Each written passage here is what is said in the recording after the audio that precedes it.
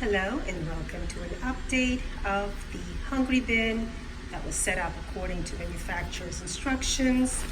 It's time to feed these guys up. Ooh, a nice little jungle I have growing here.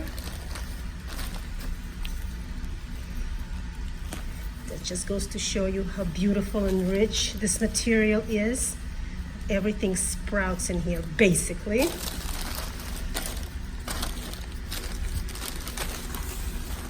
Some of you are wondering, probably, for those who don't know, why I keep this plastic on top. Now, if you pay close attention, you can see the plastic has holes all the way around. There are little holes everywhere. That's to let a little bit more air in, but still keep the contents on top from drying out. And that is simply because when I close the lid, these teeny tiny holes do absolutely nothing to let proper air into the bin, and the worms, they just start crawling all up and to the sides, and I'm not happy about that. So that's why I do this. You can see how beautiful the material is. It's moist, but it's not at all wet. Plus, it keeps everything from drying out. So this is how I found my worms like it. And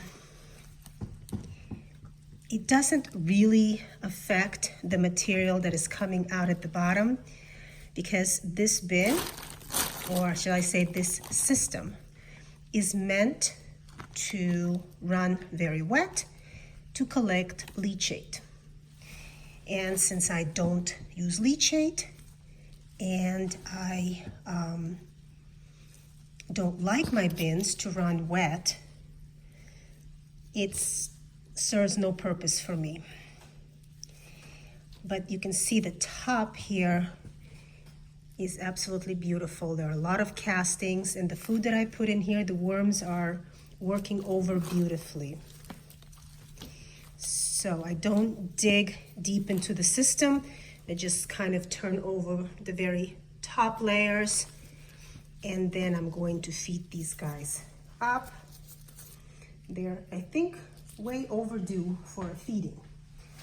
So the first thing I do is I put in a nice amount of carbon, which in this case happens to be shredded newspaper and some cardboard.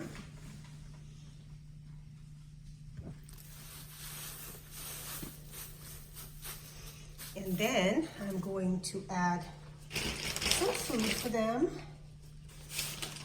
In this case will be kitchen scraps. I'm trying to do this again with one hand. It's a very heavy bag.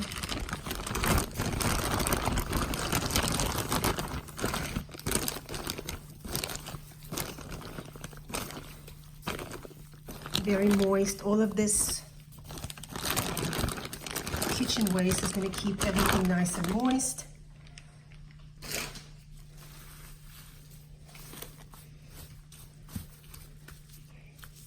Very good. And then of course I like to give them a buffer, grit source, since they need that to process the food in their gizzard. This happens to be eggshells, pulverized eggshells. Sometimes I will use oyster shell when I don't have enough eggshells to go around. If you have organic lime or azomite or diatomaceous earth, all of that will work. And I'm just going to tousle this a little bit to make sure that everything is nice and covered and the worms can get to it. I'm going to cover this up again with the plastic to keep everything moist. And you can see that all along here there's plenty of air coming in. It's absolutely not a problem. And again, all the little holes also let a lot of air in. So this is how I like to keep it. And then of course I'm going to cover it up with this.